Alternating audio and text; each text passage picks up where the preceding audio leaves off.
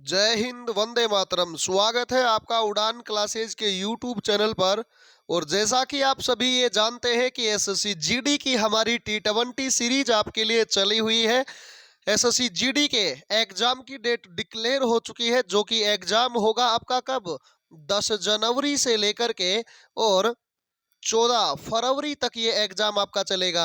तो इस एग्जाम के लिए उड़ान क्लासेज बेहतरीन मुहिम आपके लिए आज का ये हमारा 16 नंबर का वीडियो है, लेक्चर है। आज इस 16 नंबर लेक्चर में वही आपका वही जोश वही जुनून के साथ आपको शिद्दत से वही जीएस का पोर्शन कंप्लीट करवाया जा रहा है। मैं उम्मीद करता हूं कि आप इस सेशन को अटेंड कर रहे होंगे रोजाना। अगर कोई भी विद्यार्थी एसएससी जीडी की तैयारी कर रहा है और इस सीरीज को ज्वाइन रखता है, तो मैं गारंटी से ये विश्वास दिला सकता हूं कि आप एसएससी जीडी के पेपर के अंदर 20 में से 18 प्रश्न जो है एज इट इज एकदम सही कर पाएंगे। यही उम्मीद के साथ हमने ये सीरीज उड़ान क्लासेज के माध्यम से शुरू की है।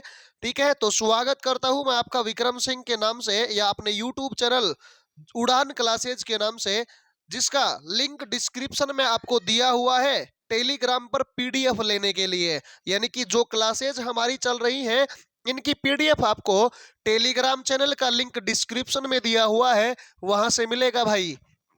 तो चलते हैं आज के सबसे पहले व बेहतरीन प्रश्न की तरफ। देखिएगा, सबसे पहला प्रश्न आज का आपकी स्क्रीन पर आ चुका है। किसके गुरुत्वाकर्षण के कारण ज्वार भाटा आता है? किसके गुरुत्वाकर्षण के कारण ज्वार भाटा आता है? पृथ्वी का चंद्रमा पर, पृथ्वी का सूर्य पर, पृथ्वी पर सूर्य और चंद्रमा का पृथ्वी पर। तो आप सभी अच्छे से जानते हैं कि ज्वार भाटा किसके कारण आता है? जब पृथ्वी के ऊपर जो है चंद्रमा का जो है फोर्स लगता है और सूर्य अपनी तरफ अट्रैक्ट करता है, उसी के कारण गुरुत्वाकर्षण आता है। तो सी आंसर हमारा क्या हो जाएगा? राइट आंसर हो जाएगा इसका। चलिएगा अगले प्रश्न की ओर। बड़ी शिद्दत से चैनल को सब्सक्राइब कर ले, क्योंकि सिलेक्शन के लिए ना उड़ान क्लासेज की ये सीरीज आपके लिए बहुत ही ज्यादा कारगर साबित होने वाली है। दिन रात बनते हैं। देखिएगा बेहतरीन प्रश्न। Day and night are made, यानी कि दिन और रात का फॉर्मेशन किसके कारण होता है? तो आप अच्छे से जानते हैं कि ये हमारे पास हमारी पृथ्वी है, ये हम मान लेते हैं अर्थ है हमारे पास, और यह है जो है अपने अक्ष के ऊपर, किसके ऊपर? अपने अक्ष के ऊपर चक्र लगा रही है, ऐसे ऐसे चक्र लगा रही है अपने अक्ष के ऊपर। तो इसी के कारण, यानी कि अपने खुद के जो परिभ्रमण गति करती है, यानी खुद के अक्ष पर जो घूर्णन करती है, जिसे दैनिक गति कहते हैं, उसी के कारण दिन रात बनते हैं। यानी कि सी आंसर हमारा एकदम सही हो जाएगा। लेकिन अगर आपसे पूछ लिया जाता कि दिन रात किसके कारण छोटे बड़े होते हैं, तो सूर्य का जो चक्कर लगाती है, जिसे परिक्रमण गति कहा जाता है, वो इसका राइट आंसर होगा। तो इस प्रश्न का हमारा सी आंसर एकदम सही, एकदम सटीक होगा मेरे भाई। चलते हैं नेक्स्ट प्रश्न की ओर। और देखिएगा नेक्स्ट प्रश्न ये रहा बेहतरीन प्रश्न। इक्वेनॉक्स का तात्पर्य है वह तिथि जब, यानी कि इक्वेनॉक्स के बारे में आपने सुना होगा। इक्वेनॉक्स को ही हिंदी में कहा जाता है विषुव। क्या कहते हैं? विषुव। और ये कंडीशन कब बनती है? जब पूरी की पूरी पृथ्वी पर, यानी ये मान लेते हैं अपने पास क्या है? पृथ्वी है, और ये हमारे पास 0 डिग्री लाइन है। कौन सी लाइन है? 0 डिग्री लाइन। और ये हमारे पास ब्लू कलर से बनाता हूं, आपका जो पसंदीदा कलर है। ठीक है, देखिएगा ये वाली कर्क रेखा है और ये अपने पास मकर रेखा है। तो आप अच्छे से ये जानते होंगे कि सूर्य जो है ये हमारी 0 डिग्री अक्षांश रेखा यानी भूमध्य रेखा के ऊपर जो है 21 मार्च को, कब? 21 मार्च को लंबवत चमकता है। और उसके बाद में भूमध्य रेखा के ऊपर ही दोबारा से जो है 23 सितंबर को, कब?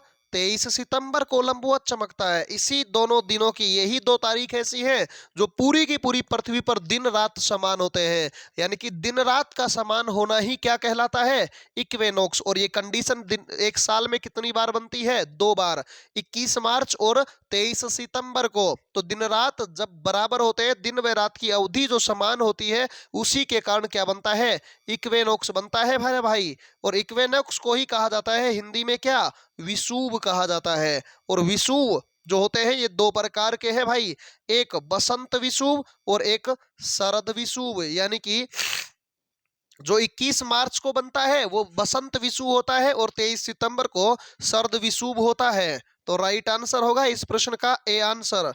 चलिएगा नेक्स्ट प्रश्न की ओर।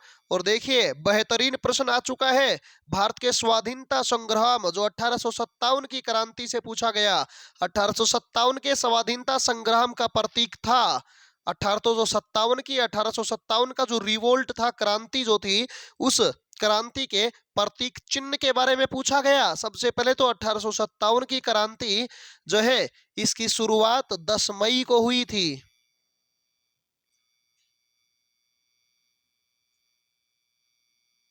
10 मई को हुई थी 1857 में। मेरठ छावनी के ही सैनिकों के द्वारा इसकी शुरुआत की गई थी। और यह इसका प्रतीक चिन्ह हुआ करता था क्या, कमल और रोटी, यानी कि लोटस एंड ब्रेड जो है इसका राइट आंसर होगा। 1857 की क्रांति का प्रतीक चिन्ह होगा कमल एवं रोटी। रोटी की जगह पे चपाती भी हो सकता है, तो इसको थोड़ा सा जो है ध्यान रखेंगे इस चीज का, ठीक है। तो इस प्रश्न का हमारा क्या आंसर होगा मेरे भाई, तो इसका राइट आंसर होगा ए आंसर। चलिएगा नेक्स्ट प्रश्न की ओर। 1857 के संग्राम के निम्नलिखित केंद्रों में से सबसे पहले अंग्रेजों ने किसे पुनः अधिकृत किया था। यानी कि 1857 की क्रांति के समय निम्नलिखित 4 ऑप्शन आपको दिए गए हैं, इनमें से सबसे पहले किसे पुनः अधिकृत किया गया था। हालांकि एक नीति चलाई गई थी जिसे कहते हैं doctrine of lapse. Doctrine of lapse की नीति के तहत जो है भारत की रियासतों को हड़पा जा रहा था। लॉर्ड डलहौजी को, जो कि विस्तारवादी नीति के तहत भारत में आया था, उसी के द्वारा रियासतों को हड़पा जा रहा था, या उसे रियासतों को ही जो है इस नीति के तहत अंग्रेजी साम्राज्य में मिलाया जा रहा था, जिसके तहत सबसे पहले 17 रियासत को मिलाया गया था। लेकिन इन ऑप्शंस में 17 आपको नहीं दिखाई दे रहा है, तो आप अच्छे से समझ लें इसका राइट आंसर क्या होगा, दिल्ली। क्योंकि दिल्ली में नेतृत्व कर रहे थे बहादुर शाह जफर और बख्त खान। बहादुर शाह जफर एक अयोग्य आदमी था, इसीलिए अंग्रेजों ने उसे बंदी बनाया और रंगून जेल बर्मा में डाल दिया और दिल्ली पर क्या कर लिया मेरे भाई, अधिकार कर लिया। तो इसका राइट आंसर क्या होगा, सी आंसर होगा मेरे भाई। चलिए अगले प्रश्न की ओर। आ चुका है बेहतरीन प्रश्न आपकी स्क्रीन पर, और देखिएगा प्रश्न। 1857 के विद्रोह के दौरान बहादुर शाह ने किसे शाह ए आलम बहादुर, शाह ए आलम बहादुर का खिताब दिया था। 1857 की क्रांति के दौरान जो है बहादुर शाह जफर जो था ना, उसने किस आदमी को शाह ए आलम की उपाधि दी थी, तो या किसका खिताब दिया था। तो इसका आप आंसर बताइएगा, इसका आंसर क्या होने वाला है। आप अच्छे से जानते हैं कि बहादुर शाह जफर तो एक बूढ़ा आदमी था, इसी कारण वो नेतृत्व को अच्छे से नहीं संभाल पा रहा था। और आप अच्छे से जानते हैं कि उसी का एक सेनापति हुआ करता था जिसका नाम था बख्त खान, और यही बख्त खान दिल्ली की जो है बागडोर संभाल रहा था। दिल्ली से ही 1857 की क्रांति का नेतृत्व साथ साथ कर रहा था। इसी कारण से इस आदमी को ही इसने क्या दिया था, इसी आदमी को या बख्त खान को ही दिया था शाह ए आलम बहादुर का खिताब। अगले प्रश्न की ओर चलिए। देखिए बेहतरीन प्रश्न। फर्न किस वर्ग में आते हैं, यानी कि फर्न जो होते हैं वो कौन से वर्ग में आते हैं, अनावर्त बीजी, आवर्त बीजी, थेलोफाइटा, टेरिडोफाइटा। क्योंकि फर्न जो है, फर्न पौधे की जो पत्तियां होती है, जो आप अच्छे से जानते होंगे कि जो पौधे की पत्तियां हैं वो पत्तियों के आधार पर पूछा गया किस वर्ग में आता है, तो टेरिडोफाइड। कौन से में, टेरिडोफाइटा जो है इसका राइट आंसर होगा। चलिएगा अगले प्रश्न की ओर। पंख के जैसे आकार की जो है इसमें पत्तियां होती हैं, पंख जैसे आकार की फर्न में। चलिएगा अगले प्रश्न की ओर। निम्न में से कौन सा ब्रायोफाइटा के लिए असत्य कथन है? ब्रायोफाइटा के लिए असत्य कथन है। आप अच्छे से जानते होंगे इस प्रश्न का राइट आंसर देखिएगा। गेमिटोफाइट की प्रमुख अवस्था, एक बीजीय पादप, मुख्य पादप शरीर, एक बीजीय बीजाणु या फूल की उपस्थिति। ब्रायोफाइटा में फूल नहीं होता है, तो इसका 4 नंबर ही आंसर क्या हो जाएगा? एकदम सही हो जाएगा मेरे भाई। चलिएगा अगले प्रश्न की ओर। जलीय पौधों का भोजन श्रेय स्रोत होता है, यानी कि जलीय पौधे जो होते हैं उनमें भोजन का स्रोत कहाँ से क्या होता है? तो भोजन का स्रोत क्या होता है? जलीय पल्लवक। क्या होता है? जलीय पल्लवक होता है इसका राइट आंसर। चलिएगा अगले प्रश्न की ओर। निम्न में से किसे जीव विज्ञान का जनक कहते हैं? बहुत ही इजी सा प्रश्न, इतना इत्तू सा प्रश्न, जिसे कहते हैं ना कि ऐसे प्रश्न सिलेक्शन के लिए साबित होते हैं, क्योंकि यही प्रश्न बार बार साइंस की तरफ से एग्जाम में पूछा जा रहा है और एसएससी का फेवरेट क्वेश्चन है ये, क्योंकि बार बार एसएससी इस प्रश्न को एज इट इज फॉर्म में पूछ रहा है। क्योंकि अब एसएससी जीडी में जो 10 जनवरी से पेपर चलेंगे और 14 फरवरी तक जो पेपर चलेगा, इस पेपर के अंदर ऐसा तो है नहीं कि रोजाना जो पेपर होंगे वो सारे के सारे नए क्वेश्चन टाइप करेंगे एसएससी वाले। ऐसा नहीं है भाई साहब, ये प्रश्न पुराने प्रीवियस ईयर के जो क्वेश्चन है ना उन्हीं को उठाएंगे और छापेंगे ऐसे कैसे। तो ध्यान रखिएगा, ये प्रश्न दोबारा से भी आ सकता है पेपर में, ध्यान रखिएगा। अरस्तु इसका राइट आंसर हो जाएगा। अरिस्टोटल को जीव विज्ञान का जनक जो है या फादर कहा जाता है। चलिए अगले प्रश्न की ओर। आवर्त सारणी के रूप में तत्वों का वर्गीकरण निम्नलिखित में से सर्वप्रथम किसने किया था? यानी कि आवर्त सारणी में जो तत्वों का वर्गीकरण था वो सर्वप्रथम किसके द्वारा किया गया था? तो आप अच्छे से जानते हैं मेंडलीव के द्वारा। किसके द्वारा? मेंडलीव के द्वारा जो है तत्वों का वर्गीकरण जो है आवर्त सारणी के अंदर किया गया था। चलिएगा अगले प्रश्न की ओर।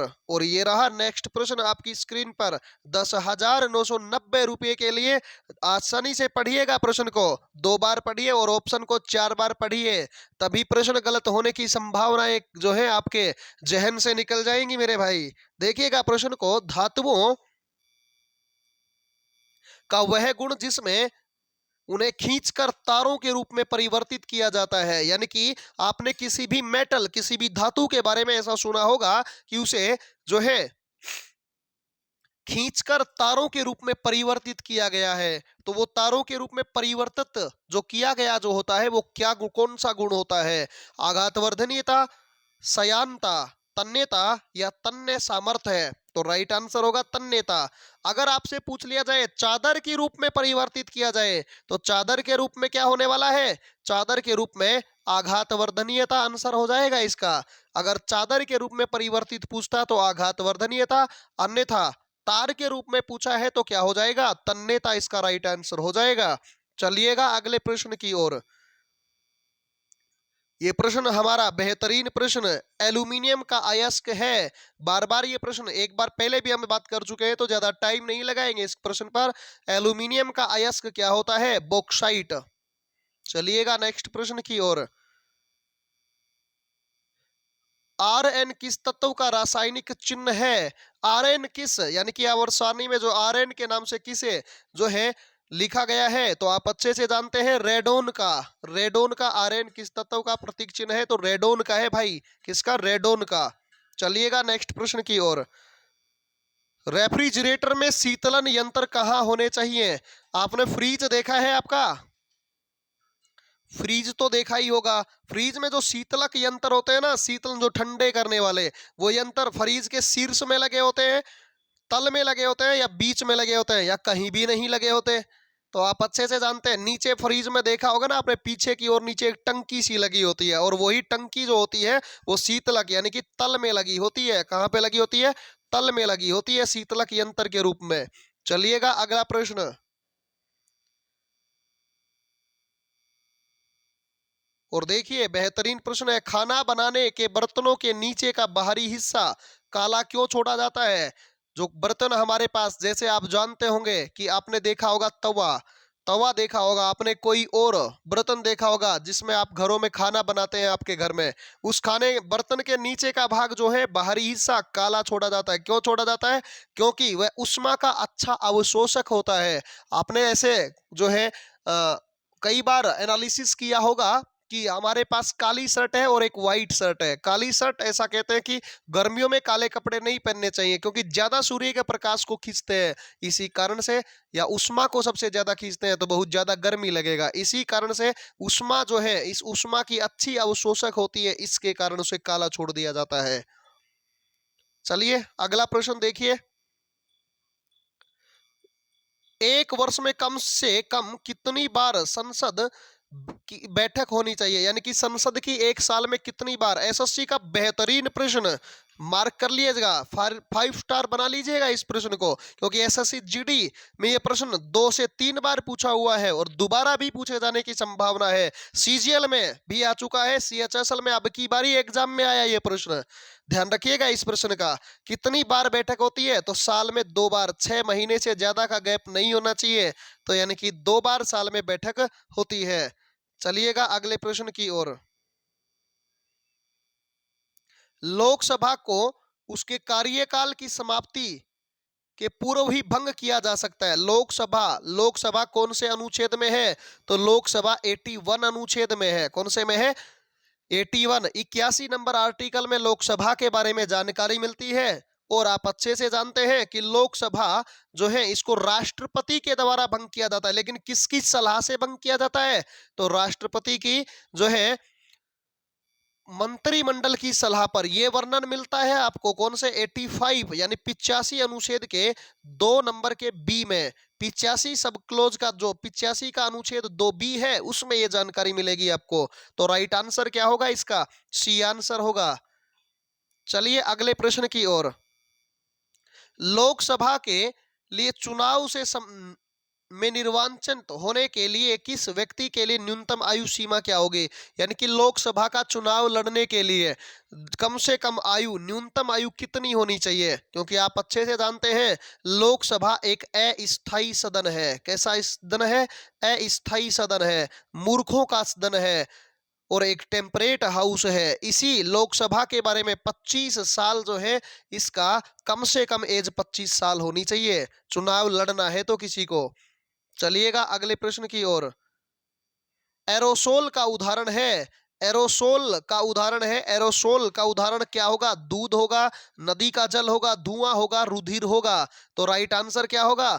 धुआं जो है ये एरोसोल का उदाहरण होगा। ये बादल इफेक्ट यानी कि कंडेंसेशन भी होने में नहीं होने देता है, क्योंकि ये उष्मा को अवशोषित कर लेते हैं और वहां का टेम्परेचर जो होता है, टेम्परेचर जो होता है, तापमान जो होता है उसको बढ़ा देते हैं और तापमान बढ़ाने के कारण वहां पर कंडेंसेशन नहीं हो पाता। तो ये धुएं या स्मोक जो होता है, एरोसोल इसका उदाहरण होगा। चलिए बात करते हैं आज के ये बेहतरीन 20 प्रश्न। मैं उम्मीद करता हूं आपको बेहतरीन तरीके से समझ में आए होंगे और आपको ये सीरीज रोजाना आप अटेंड कर रहे होंगे और साथ ही साथ अपने जितने भी साथी हैं, जितने भी दोस्त हैं, उनमें भी आपने इस सीरीज को शेयर कर दिया होगा, क्योंकि एसएससी जीडी का एग्जाम आ चुका है, बिल्कुल सिर के ऊपर है। जनवरी में ज्यादा टाइम आपके पास नहीं है, सीरीज से जुड़ जाइए। ये हमारा 16 नंबर का वीडियो है, आप अच्छे से जानते होंगे। और 16 वीडियो में हम अगर 20-20 के हिसाब से भी हम प्रश्नों की संख्या गिने तो बहुत ज्यादा, यानी कि 16 दूने 32, यानी कितने हो चुके हैं? 320 क्वेश्चन तो हमारे हो चुके हैं। और एसएससी जीडी का पेपर 10 जनवरी से शुरू होगा और 10 जनवरी तक कितने प्रश्न हो जाएंगे ये अनुमान आप अच्छे से लगा सकते हैं। लगभग 2 से 2,500 हजार। बीच में हमारी मैराथन क्लासेस भी आएंगी जिसमें आपको प्रत्येक दिन 100 200 प्रश्न भी करवाए जाएंगे। तो आप ज्यादा से ज्यादा इसे शेयर करें। और जब 10 तारीख से आपका जो पेपर शुरू होगा ना, उसमें जो प्रश्न पेपर में पूछे जाएंगे उनका भी एनालिसिस आपके सामने लेकर आया जाएगा, उनके भी आंसर आपको बताए जाएंगे और बताया ये भी जाएगा कि हमारी सीरीज से बाहर नहीं आया है। आपको ये सारी चीजें जो है अवगत करवाई जाएंगी उस समय। तो ईमानदारी से चैनल को सब्सक्राइब कर लेना सिलेक्शन के लिए, क्योंकि सिलेक्शन के लिए कारगर साबित होगी उड़ान क्लासेज की ये सीरीज हमारी। तो आज जो बेहतरीन सीरीज हम लेकर आए हैं, कम से कम जो भी विद्यार्थी इसे अटेंड कर रहा है अपने 5 साथियों में इसे शेयर करेगा मेरे भाई। तो आज के लिए हम इतने ही बेहतरीन प्रश्नों के बारे में चर्चाएं करते हैं। धन्यवाद।